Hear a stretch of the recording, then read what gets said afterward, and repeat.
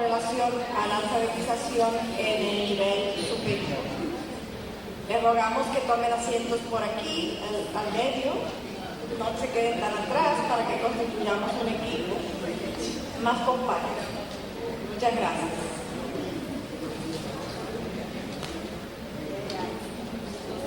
Voy a comenzar presentándoles a la doctora Paula Carlino, quien es doctora en psicología, investigadora del Consejo Nacional de Investigaciones Científicas y Técnicas en el Instituto de Lingüística de la Universidad de Buenos Aires, Argentina. Hasta el 2002 se ha desempeñado como profesora universitaria en teorías del aprendizaje. Desde entonces imparte docencia en el nivel de posgrado como profesora de escritura científica para doctorandos y maestrandos en educación. Es autora de numerosísimas publicaciones y entre las cuales vamos a distinguir algunas: Escribir, leer y aprender en la universidad, una introducción a la alfabetización académica, distinguido como el mejor libro de educación en el 2005 por la Fundación El Libro. Lectura y escritura, un problema, tachado problema, un asunto de todos, declarado de interés educativo por el Honorable Senado de la Nación de Argentina en el 2009. En esta obra se analiza la experiencia de formación llevada a cabo durante 30 meses con 115 profesores secundarios universitarios para integrar la lectura y la escritura en la enseñanza de todas las materias. Acaba de coeditar, junto con investigadores de la Universidad de California, de y de Coventry, el libro Writing Programs Worldwide, Profiles of Academic Writing in Many Places, que ofrece un panorama detallado de qué se hace con la escritura en 40 universidades de los 5 continentes. En esta selección de antecedentes se resalta una línea de trabajo de más de 20 años dedicada al tema de la enseñanza de la lectura y de la escritura en contexto y con sentido, en todos los niveles educativos y en todas las áreas disciplinares, en oposición a dar ejercitaciones que fragmentan y desnaturalizan lo que son las prácticas sociales de leer y escribir para variados fines y relegan su enseñanza solo a las clases de lengua. Dirige el Grupo para la Inclusión y Calidad Educativas a través de ocuparnos de la lectura y la escritura en todas las materias. Equipo pluridisciplinar integrado por biólogos, educadores, lingüistas, psicólogos y matemáticos que estudia las relaciones entre la enseñanza, el aprendizaje, la lectura y la escritura en diversas disciplinas de nivel secundario, superior y de posgrado. En esta línea supervisa actualmente varias tesis doctorales y de maestría, y buena parte de sus publicaciones pueden bajarse del internet gratuitamente. Ella nos dará el sitio web correspondiente. Recibamos con un fuerte aplauso a la doctora Paula Carlino. Bueno, buen día, buenas tardes, no sé cómo se dice esta hora aquí.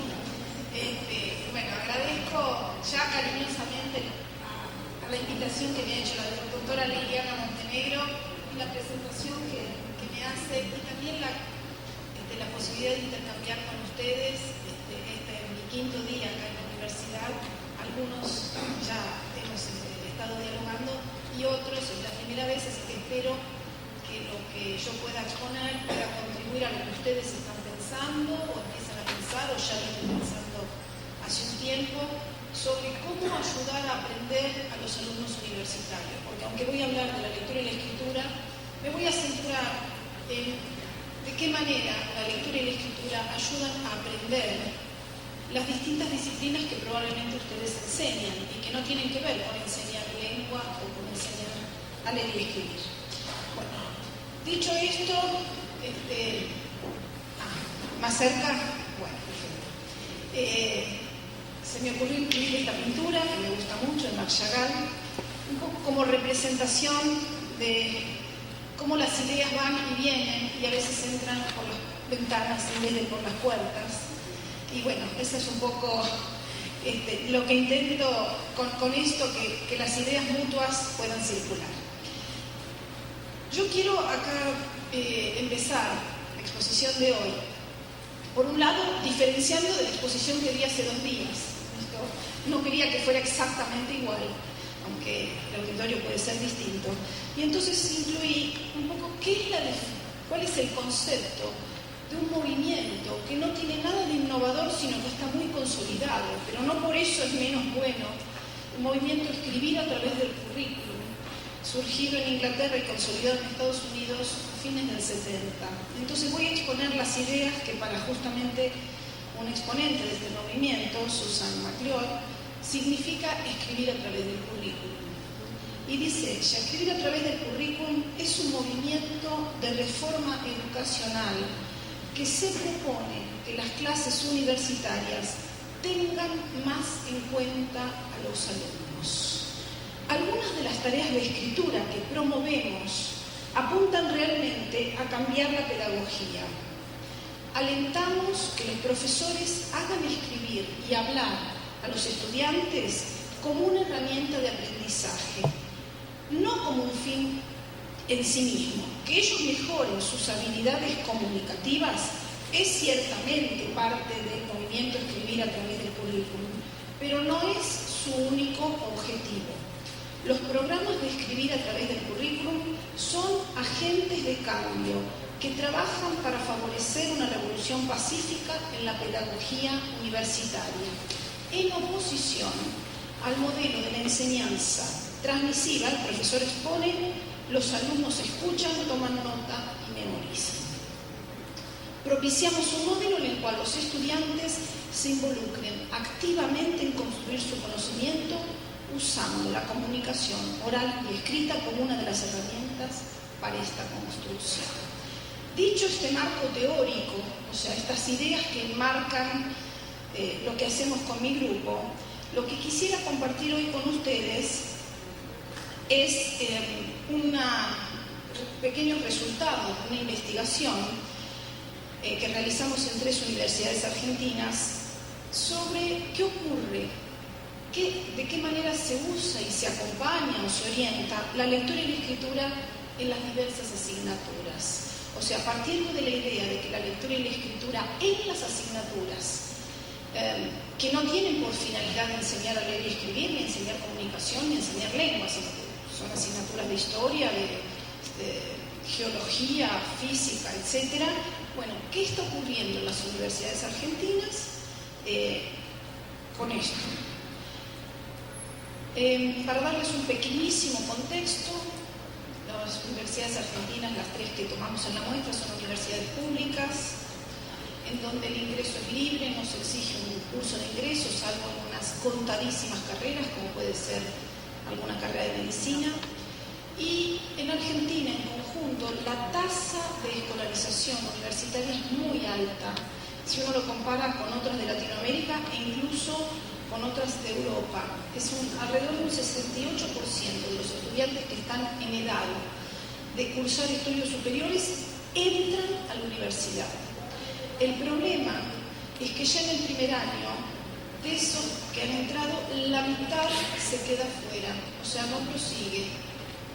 Y al final de las carreras, de ese 50% que continuó, solo el 20% logra graduarse. En este contexto también es habitual la queja de los profesores. Los alumnos no saben escribir, no entienden lo que leen, no leen. Y al momento de iniciar esta investigación, alrededor del año 2004, las investigaciones existentes en Argentina eran de distinta naturaleza a la que nosotros decidimos emprender. Las investigaciones básicamente consistían en detectar y listar todo lo que los alumnos no sabían hacer con la lectura y la escritura. Por lo tanto, eran investigaciones de tipo diagnóstico que proporcionaban básicamente un catálogo de las dificultades de los alumnos. Nosotros pensamos que había que enfocar el problema de otra manera, entender cuál era la perspectiva tanto de profesores como de alumnos, y por eso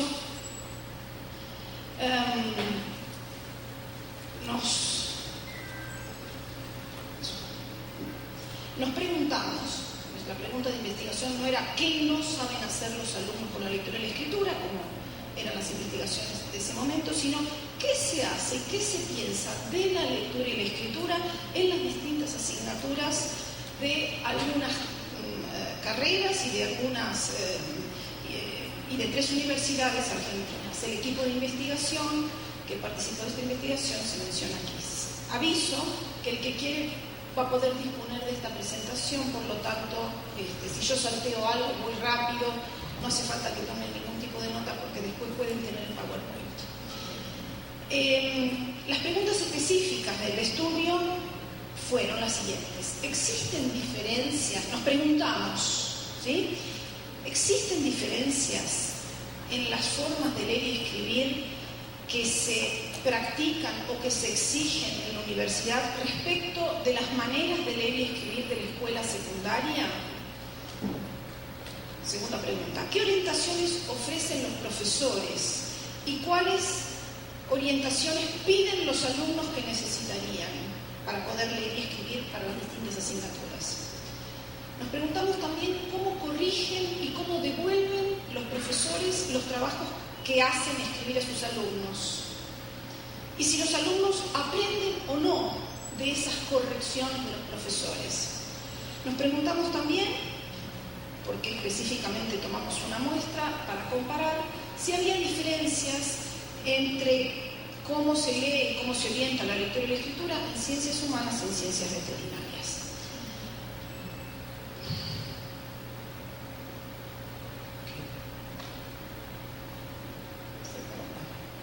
Bueno, la parte metodológica la voy a resumir mucho. Básicamente nos basamos en entrevistas semiestructuradas, con un cuestionario pero abiertos a lo que iban diciendo los entrevistados.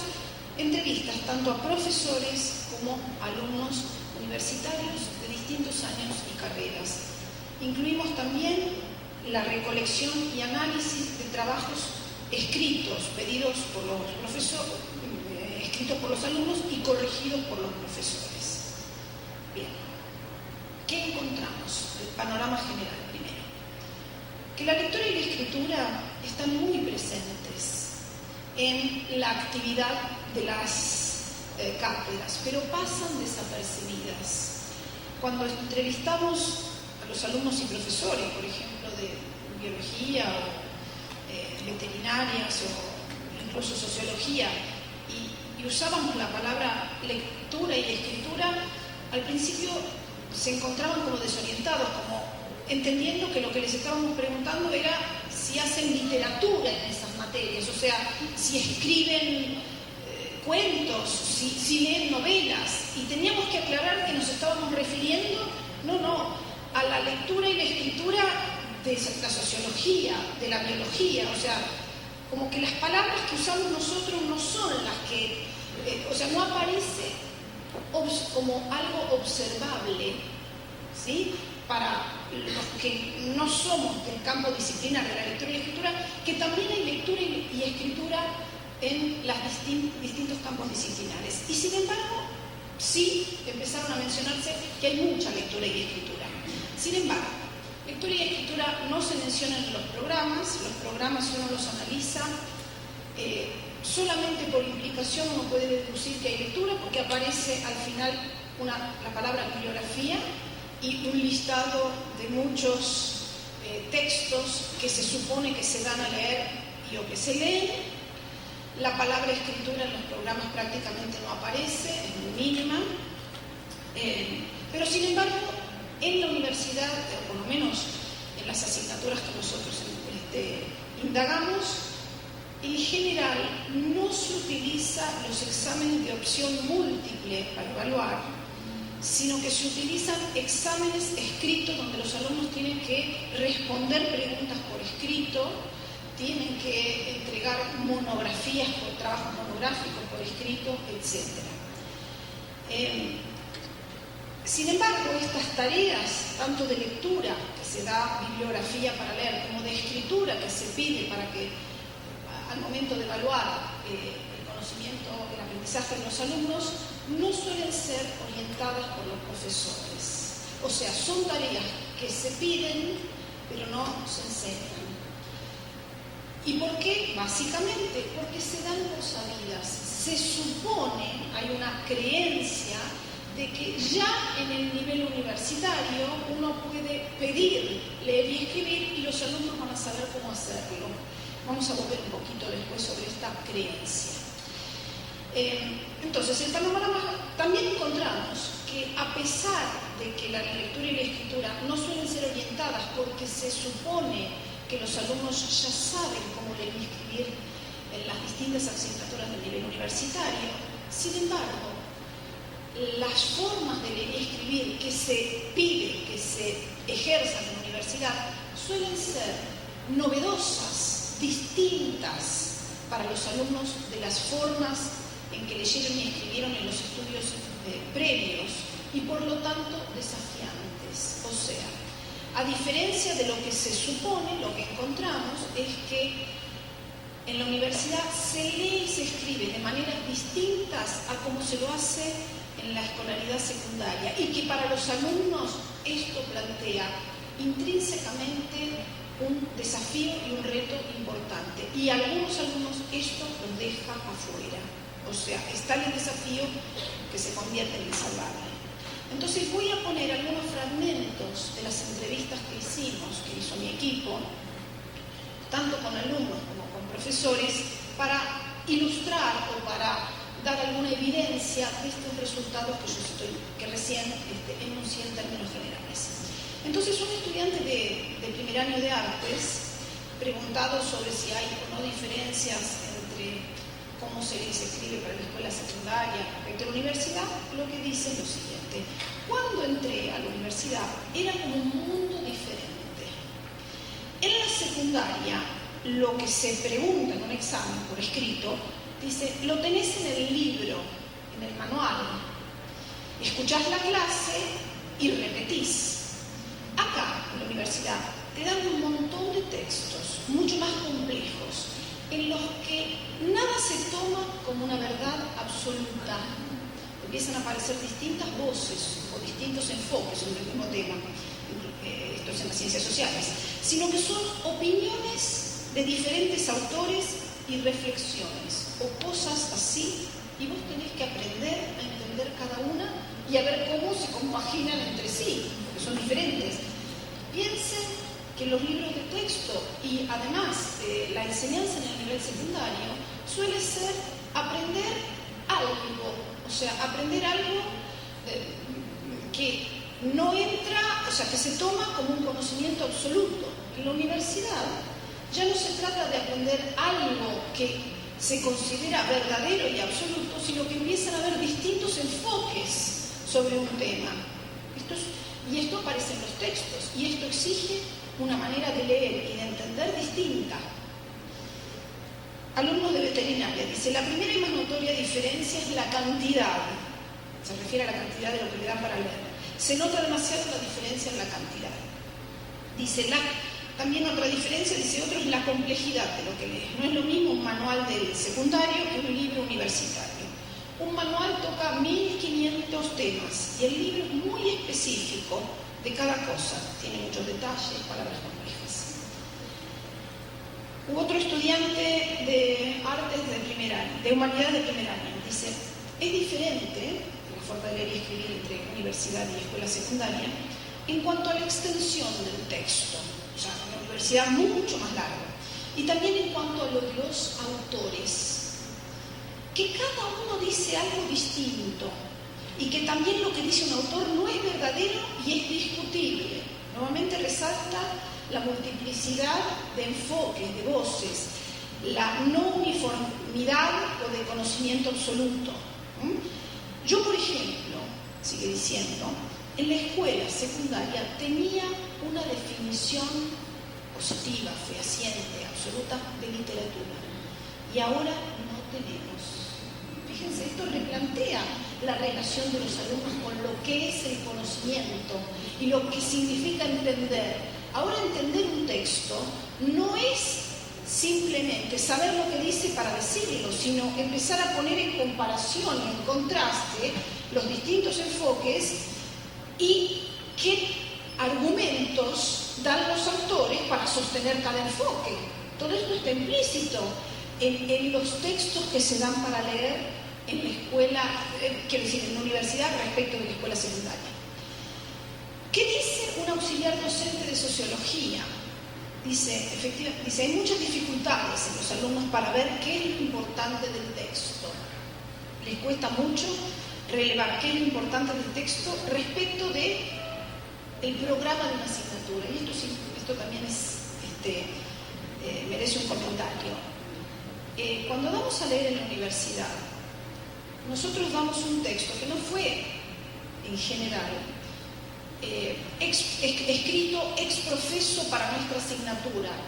En mi materia yo daba textos de Piaget, de Vygotsky, etc. Vygotsky y Piaget no escribieron para los alumnos de teoría del aprendizaje que tenían como objetivo aprender las teorías del aprendizaje, escribieron para otros fines. Por lo tanto, lo que yo como docente de teorías del aprendizaje pretendo que vean en los textos de Piaget, de Vygotsky, de Juan Ignacio Pozo, qué sé yo, de distintos autores, es algo en particular que tiene que ver con las preguntas que se hace una asignatura.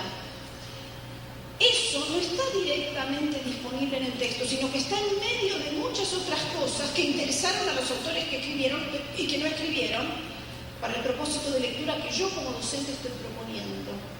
Entonces lo que dice esta docente es que a los alumnos les cuesta eso. Un estudiante de primer año de psicología dice, lo que me pierde de los textos, lo que me desorienta, es que las deducciones que uno pueda sacar, extraer, no están escritas en ningún lugar.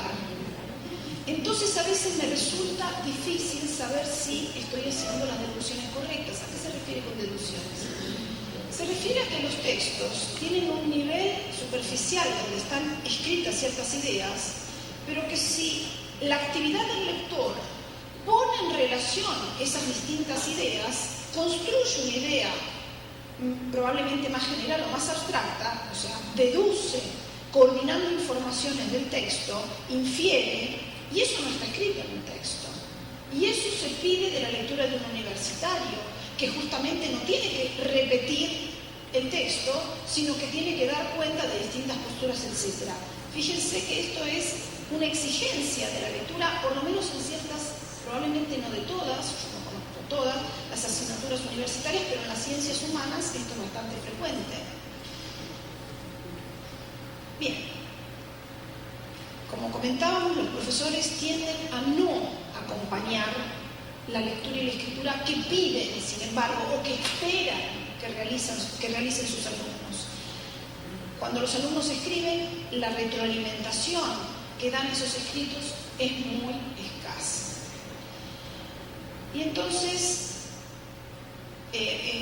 un alumno de primer año justamente comenta, en las materias te piden que el texto que les dan para escribir esté bien organizado, que se entienda, pero eso es lo que te piden, pero no te explican nada sobre cómo llegar a eso. No te dicen cómo incluir citas textuales ni referencias bibliográficas. Está hablando de los profesores disciplinarios, no de un curso de redacción, ¿no? Se supone que lo sabes o que lo vas a aprender por ahí. Uno de nuestros integrantes de nuestro equipo entrevista a un alumno de primer año de psicología, a un auxiliar docente de primer año y le pregunta, ¿trabaja con alguna guía de lectura tu cátedra? No, darles una guía de lectura, parece un disparate la pregunta. No, me parece que no tiene ningún sentido. El texto se entiende bastante. Fíjense, la perspectiva de los profesores suele ser que los alumnos, por ser universitarios, ya debieran poder enfrentarse a los textos sin ningún tipo de dificultad. Lo que dicen los alumnos es, estas formas de leer nos resultan ajenas, nos resultan que no tenemos experiencia en ellas, nos desorientan, no sabemos cómo, necesitaríamos ayuda. Entrevistamos a un alumno no me acuerdo si era de Derecho, no me acuerdo de qué disciplina era, y se le pediste ayuda a alguien para hacer, el alumno explicó que tenía que hacer un trabajo escrito de ciertas características, una monografía de cierta complejidad.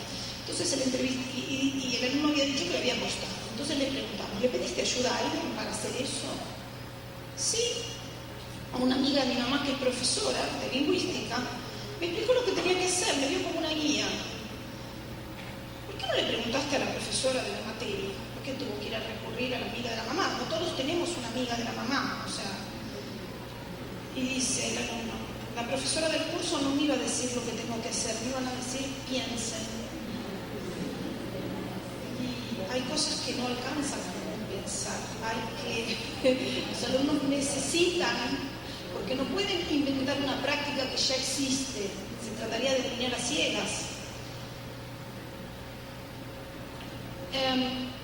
Acá lo que podemos ver también es parte de una entrevista.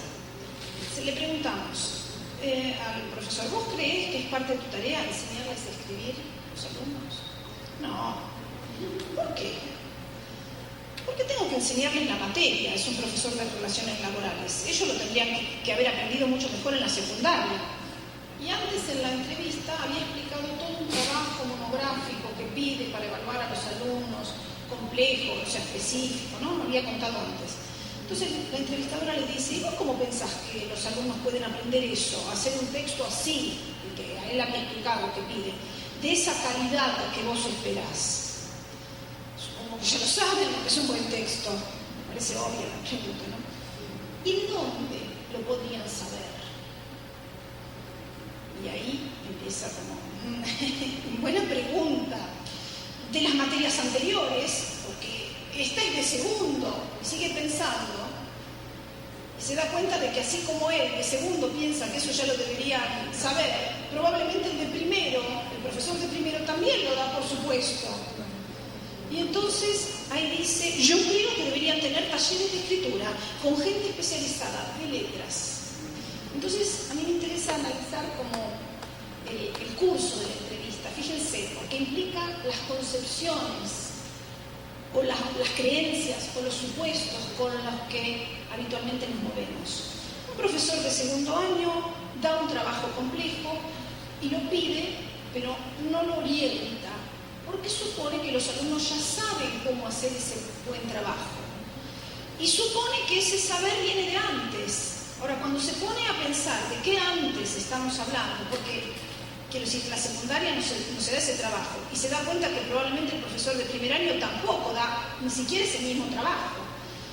Entonces, admite que los alumnos necesitan que se les enseñe, pero pone la enseñanza en un espacio curricular afuera, que venga alguien que sepa a enseñarles cómo quiero yo que escriban para una asignatura, con lo cual en realidad lo que está esperando es una tarea imposible, porque un especialista no va a poder orientar exactamente el trabajo que él está esperando, porque en esa disciplina probablemente está esperando que hagan en esa cátedra algo en particular. Veamos qué dice una alumna en relación también a cómo necesitan orientación y cuánto valoran una pequeña pista que podemos dar los docentes. Entonces, esta alumna de educación del primer año dice, una pregunta que les dio el profesor en una clase y que después apareció en un examen, decía, ¿qué cosas le agrega al tu ser a Marx? O sea, ¿qué aportes o qué novedad tiene la teoría de Althusser respecto de Marx? Entiendo que preguntaba algo así el profesor. Entonces dice la alumna, bueno, con esa pregunta yo ya sé que a Marx y a Althusser los tengo que estudiar juntos, porque se complementan, pero en verdad yo los vi por separado. Con esa pregunta yo ya sé que le van a preguntar sobre la relación, pero sin esa pregunta no lo sé. Para nosotros es obvio que damos dos autores y de lo que se trata es de establecer relaciones, comparar, pero diríamos, bueno, para los alumnos eso es nuevo, no tienen experiencia en eso, necesitemos que se enteren de lo que les estamos pidiendo antes del examen.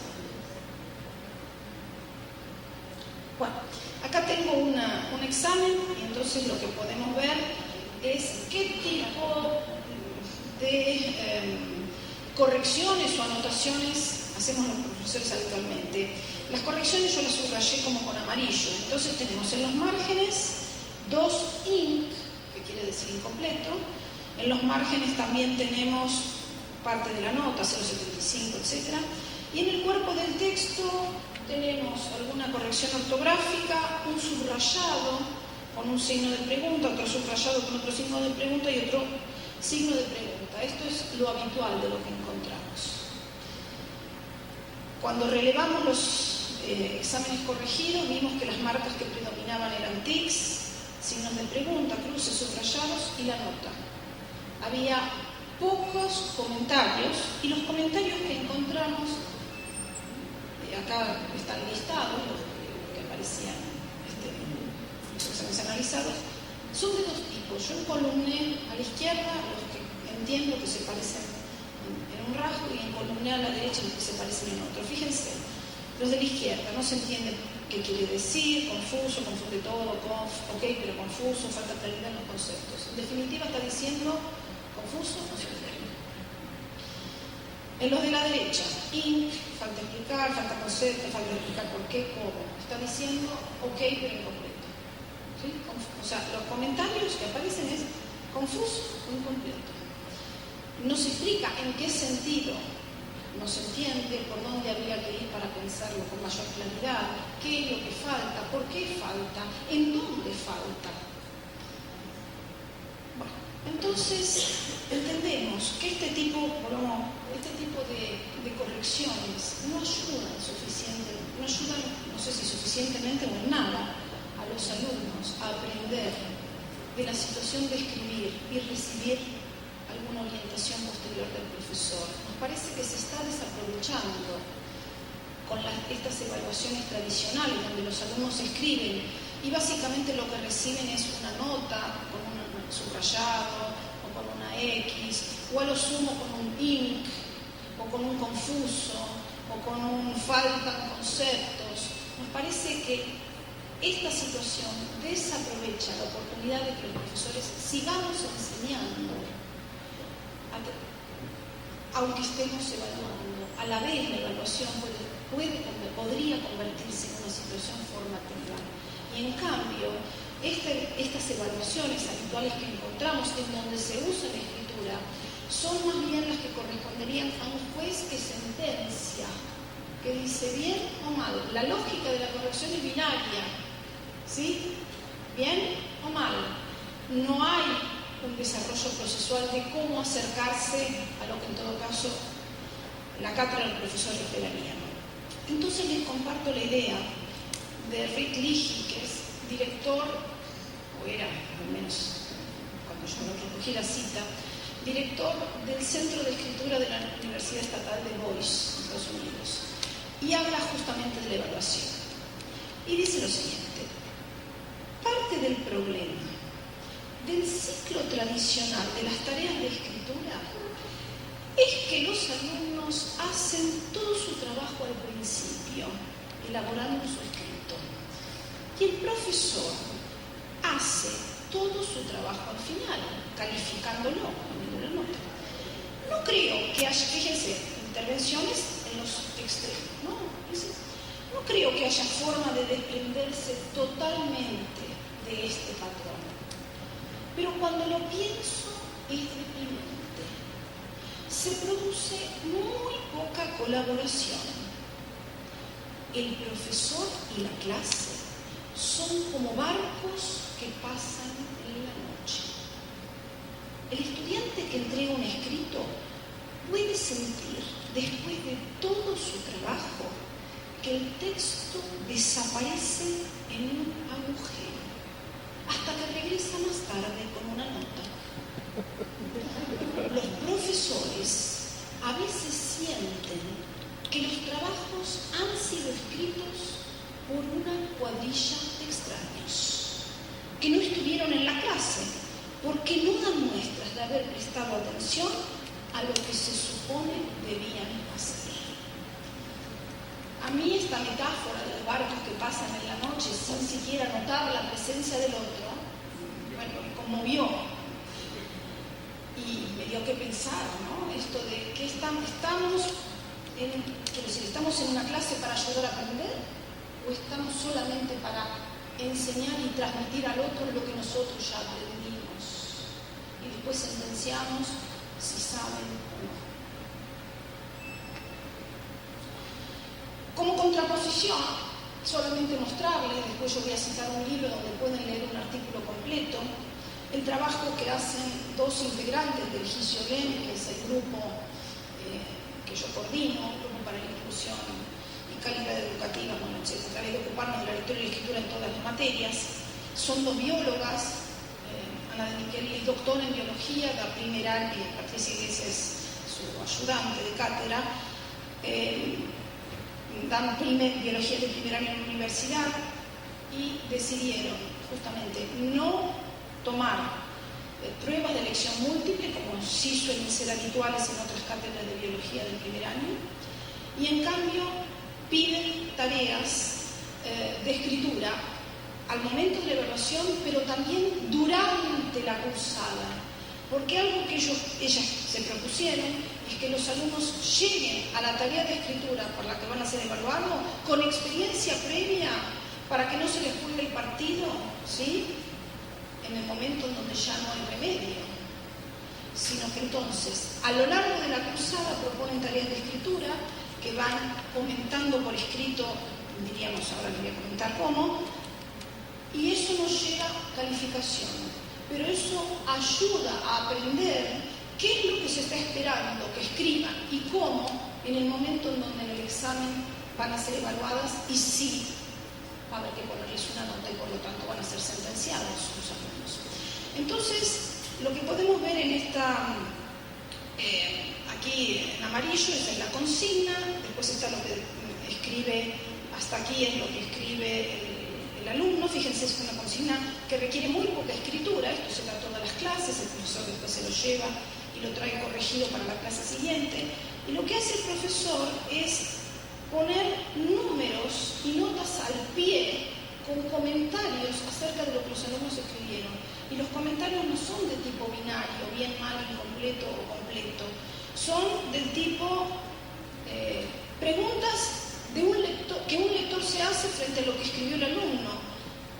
Bueno, es de biología, yo entiendo poquito, pero por ejemplo, dentro, ¿podría otra palabra que relacione la información genética y ADN? Ese es un comentario.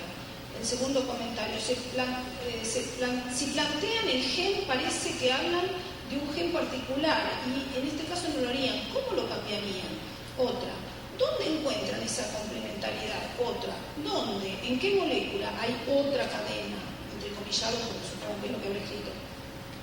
Esto, todas las clases piden escrituras de este tipo, muy breves, se llevan, corrigen, depende del número de alumnos, o todos, o una muestra. Si tienen 80 alumnos pueden no corregir los 80, sino elegir que hicieron una muestra y a la clase siguiente corrigen otra muestra, etcétera, con lo cual, diríamos, todos los alumnos van recibiendo a lo largo del cuatrimestre varios de estos comentarios, todos tienen que escribir en todas las clases y van viendo cómo va a ser la escritura en la evaluación final. Este sería otro ejemplo, también, fíjense, las notas en el margen y abajo como la pregunta que el profesor le hace acerca de lo que escribió. Bueno, aquí no podemos desarrollar, pero básicamente lo que nosotros interpretamos de por qué lectura y escritura en las disciplinas se exigen pero no se suelen enseñar.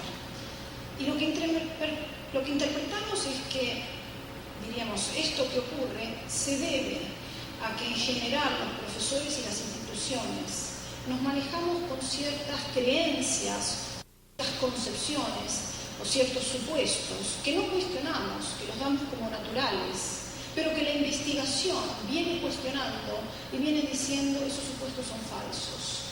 Y estos supuestos, ¿sí?, naturalizados, tienen que ver con lo que entendemos que es leer, lo que entendemos que es escribir, lo que entendemos que es aprender, lo que entendemos que es enseñar.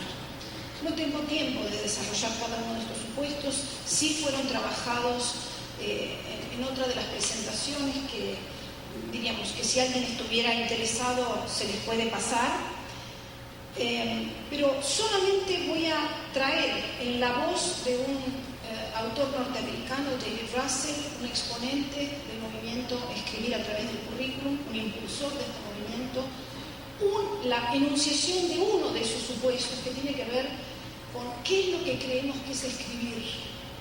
Y lo que dice David Russell es lo siguiente: la escritura es considerada una habilidad simple y generalizable, aprendida o no aprendida, fuera de una matriz disciplinaria, en la escuela secundaria o al comienzo de la universidad, aprendida en la escuela secundaria o al comienzo de la universidad, y no relacionada con las disciplinas.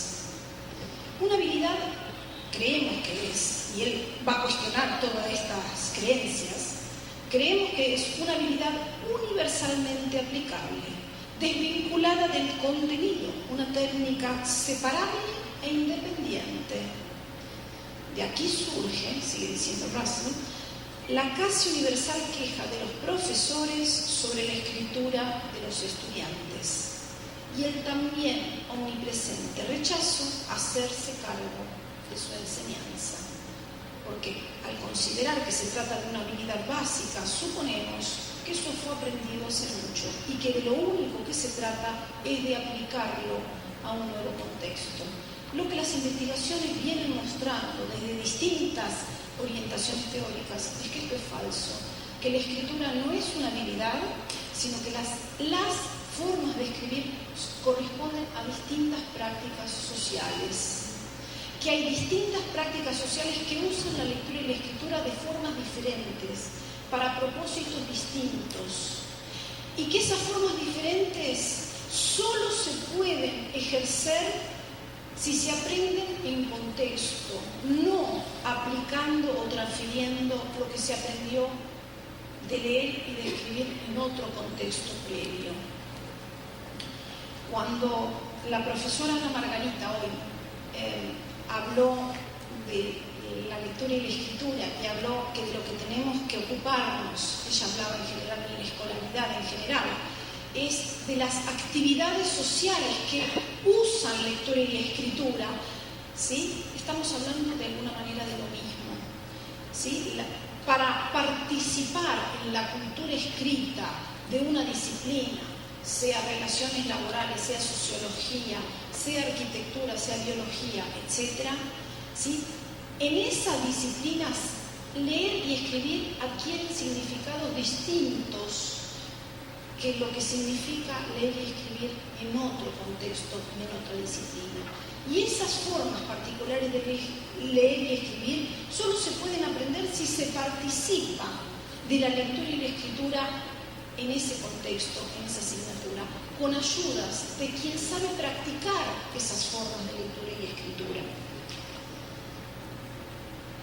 Bien, y para poder cerrar, también les comparto el pensamiento de otro partícipe de este movimiento Escribir a través del currículum, Josh Beiseman, que justamente nos muestra que ocuparnos de la lectura y la escritura, en general ellos hablan sobre todo de escritura, pero yo agrego lo de lectura, ocuparnos de la escritura en nuestras materias no tiene por fin solamente ayudar a ser mejores lectores y escritores, tiene por fin ayudar a aprender nuestra materia de una manera diferente. O sea, que ocuparnos de la lectura y la escritura tiene que ver con mejorar las condiciones del aprendizaje en general.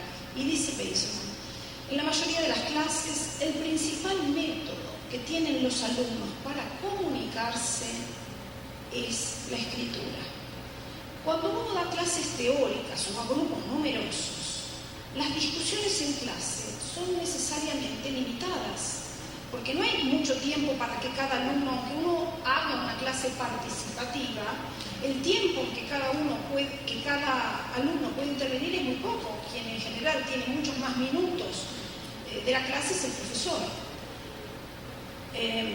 Y entonces sigue diciendo, pero los estudiantes tienen muchas más oportunidades de pensar a lo largo del cuatrimestre si se incluye la escritura en el cursado de esa materia. Comunicarán lo que están aprendiendo en mayor grado y desarrollarán su comprensión de la bibliografía o incrementarán su familiaridad con el material bibliográfico trabajado en la medida en que lo articulen por escrito. Esta es la razón por la cual enseñar a escribir en una asignatura cualquiera, que no tiene fines lingüísticos, enseñar a escribir no es hacer el trabajo que le correspondería a otro docente. Incluso ocuparse formalmente de enseñar a escribir en un campo de estudio es simplemente promover que los alumnos participen en el aprendizaje de esa asignatura. Y con esto termino, vuelvo a poner a Marc Chagall, un poco con la idea de que lo que tenemos que hacer es tomar de la mano a nuestros alumnos, ¿sí? Con enseñanza, eso es tomar de la mano, para poder ayudarles a que puedan participar de la cultura escrita de la cual nosotros somos partícipes, cultura escrita que tiene que ver con entender, con leer, con escribir, con pensar de un modo disciplinado. Eso era lo que quería comunicarles.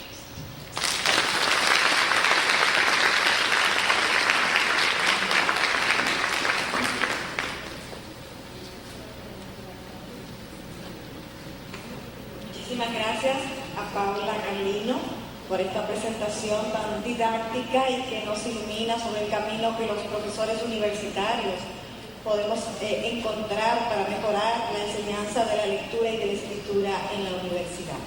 A continuación, aunque es un poquito tarde, pero vamos a completar nuestro trabajo con preguntas y respuestas.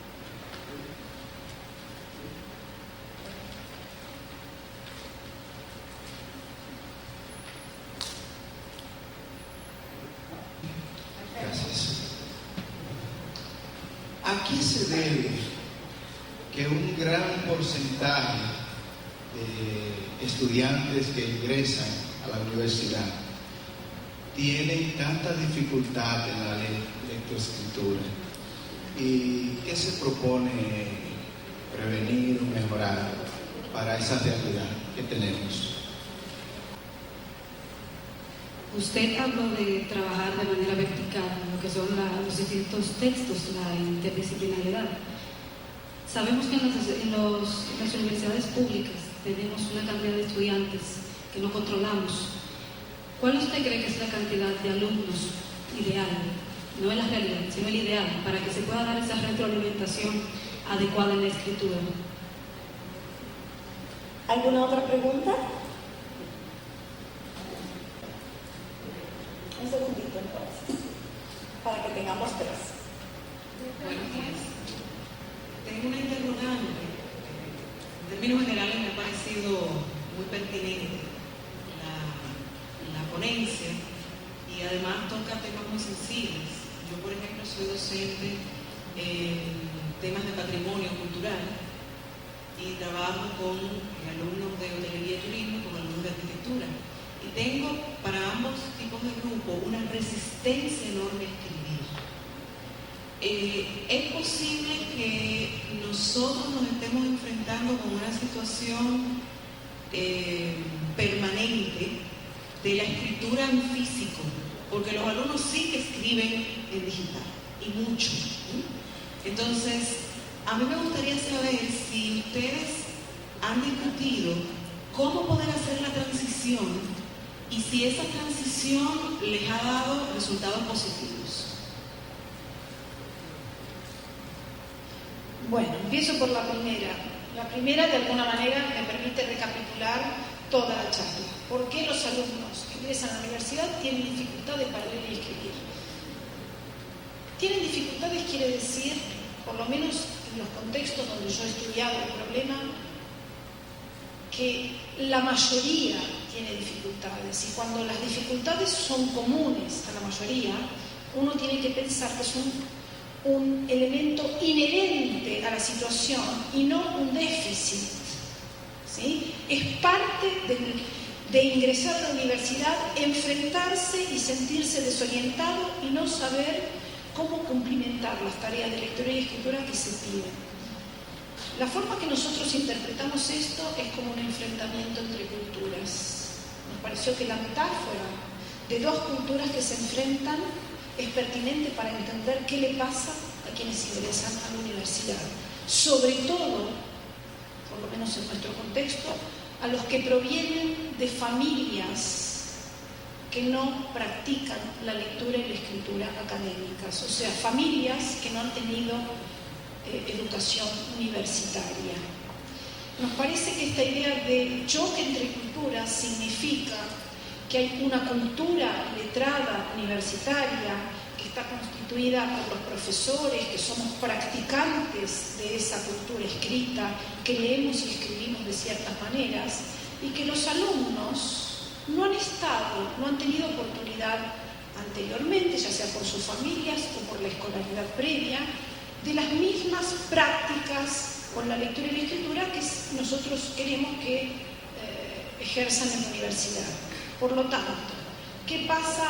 Hay dos actitudes: comportarnos las instituciones, los profesores, como xenófobos y por lo tanto rechazar a quienes no se adecuen a nuestras pautas por sí mismos, o darles la bienvenida y saber de entrada que va a haber todo un proceso largo de enculturación en donde tenemos que intervenir con enseñanza para que pueda darse ese proceso, que en muchos casos no se da espontáneamente. Entonces, pensándolo de esta manera, casi es decir, asumimos que se tienen que arreglar solos los alumnos enfrentándose a otra cultura, asumimos que son inmigrantes y que van perdidos por nuestra, diríamos, ciudad, donde nosotros sí sabemos cómo manejarnos, cómo ubicarnos, dónde están las cosas, para qué se hacen las cosas, etc. Y que, bueno, tendrán que resolverlo por su cuenta, o empezamos a darle guías, alguna bienvenida, una orientación, pautas, retroalimentación, etc. Creo que pensarlo en términos metafóricos ayuda a entender la magnitud del problema que tenemos. Es un enfrentamiento entre culturas y los profesores y las instituciones podemos ser acogedores o podemos ser xenófobos. La segunda pregunta es si habría un número ideal de alumnos por curso con el cual poder trabajar la lectura y la escritura integradamente en el aprendizaje de las asignaturas. Es relativo. Hay varias respuestas. Cuando me dices que en la universidad pública no controlan el número, ¿qué quiere decir que no controlan? Estamos hablando de cuántos. ¿Cuántos? 45, 50. Bueno, les aviso que en nuestras universidades podemos tener 300 en ciertas clases teóricas, pero que las clases teóricas también se puede intentar incluir la escritura. Por supuesto, es mejor no tener 300, es mejor tener 60, 45 y aún mejor 30 y aún mucho mejor 20. Pero se pueden hacer cosas incluso con 300 y si quieren les doy un ejemplito chiquitito. Cuando hablamos de escritura, no nos estamos refiriendo siempre a pedir grandes textos que lleven mucho tiempo escribirlos, que lleven mucho tiempo corregirlos y que sean muy largos. Fíjense que podemos pedir pequeñas escrituras de 8 o 10 renglones y podemos, esto se llaman mini escrituras, y podemos pedirlas todas las clases. Y podemos hacer que esas mini escrituras se escriban en parejas o en tríos, con lo cual reducimos a la mitad o a un tercio la cantidad de los escritos que recibimos los profesores. Y podemos llevarnos esos escritos, y si igual siguen siendo muchísimos y no tenemos tiempo, no tenemos obligación de corregir todos, sino que podemos leer una muestra.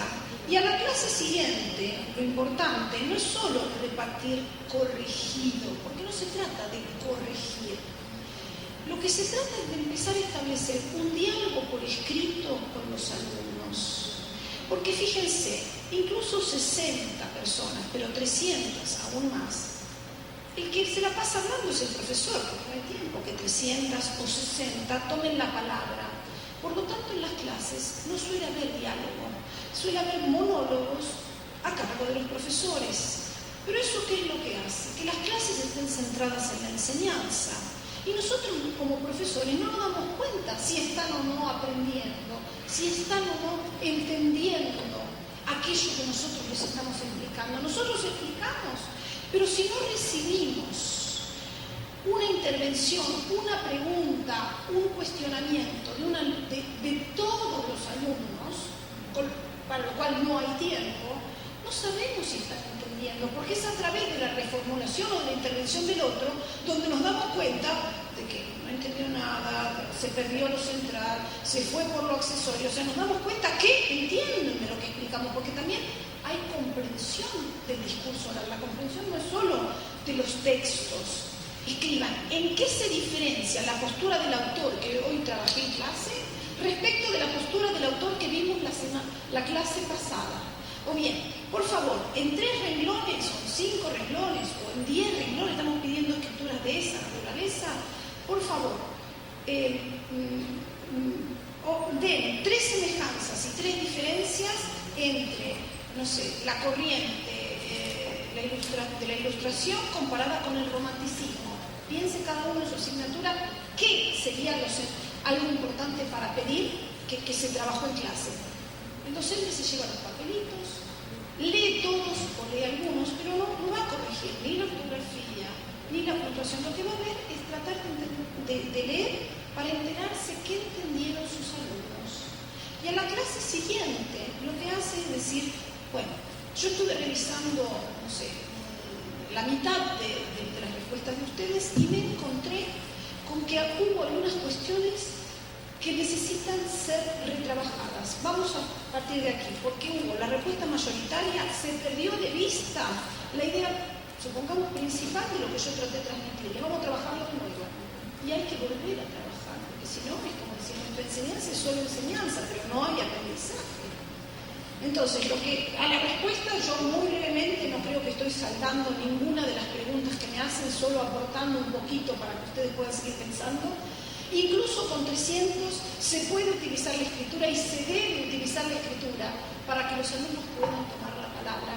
Y eso no demanda, salvo 5 minutos de la clase, ¿sí? Y al profesor no le demanda grandes tiempos de lectura y de corrección, porque además no corrige, sino que lee para tratar de entender qué están entendiendo sus alumnos de la clase que dio.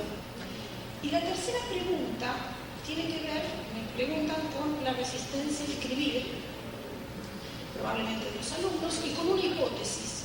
Enunció esta pregunta, formuló una hipótesis que había que poner a prueba de si esta resistencia a escribir tiene que ver con que ellos sí se sienten a gusto, familiarizados y cómodos con la escritura digital, celulares, chats, etc. Y en cambio, la escritura, ya sea, ustedes me decían, física, la escritura física también es o sea, cuando yo tengo que marcar digitalmente, eso también es físico. ¿Cómo? Sí, no sé si... Bueno, yo creo que ahí la hipótesis, por eso me cuesta entenderla, porque yo quizás tendría otra hipótesis, ¿sí? Es válida, no sabemos cuál de las hipótesis recibiría validación, pero podemos enunciar varias hipótesis, porque es cierto, o sea, el punto de partida es cierto, ¿sí? Si yo voy a una clase y planteo, bueno, por favor, entreguen las preguntas por escrito, incluso ni siquiera en una clase, en una conferencia, en general son 2 o 3 los que se animan a hacerlo. O sea, la resistencia, que también la podríamos llamar inhibición, existe. O sea, ese punto de partida existe. Podríamos interpretar, ¿sí? O hipotetizar por qué es, y habría ahí distintas respuestas. Pero entonces, analicemos el problema. Si yo estoy en una universidad donde en general los alumnos no suelen escribir, donde cuando escriben suelen ser sancionados, porque la lógica binaria con la que reciben sus escritos corregidos son bien, mal, incompleto o completo, ¿sí? Y no es, la práctica de la escritura no tiene que ver con la práctica que nosotros solemos ejercer y que por lo menos A mí me cuesta mucho escribir, pero me da gran placer. ¿Sí? Cuando yo escribo artículos, yo me agarro la cabeza, yo tengo días de angustia, porque yo no sé cómo ponerme la página en blanco, me sigue generando mucha ansiedad. Hasta que yo tengo las ideas claras, ha pasado mucho tiempo escribiendo. Yo necesito escribir para aclararme las ideas. Y solo empiezo a sentir, qué bueno, después de un tiempo de haber escrito en donde la idea me gusta lo que estoy pensando y lo que pensé gracias a ponerme a escribir. Pero al principio, donde siento que no entiendo, que no sé del tema, que tendría que seguir leyendo, pero tengo que entregar el informe dentro de una semana. Pero yo todavía tengo toda la biblioteca entera para seguir leyendo. Y me tengo que decir, no, basta de leer, hay que escribir. Esa situación angustia. Pero yo sé que con el paso del tiempo, ¿sí? Con el paso del tiempo quiere decir es que poniéndome a escribir, suele haber una luz al final. Suelo encontrar un placer muy grande. Los alumnos no han pasado por esa experiencia. Los alumnos escriben por encargo en nuestras universidades. Los alumnos escriben lo que siempre les pedimos nosotros que escriban y nuestros comentarios no nos alientan en absoluto.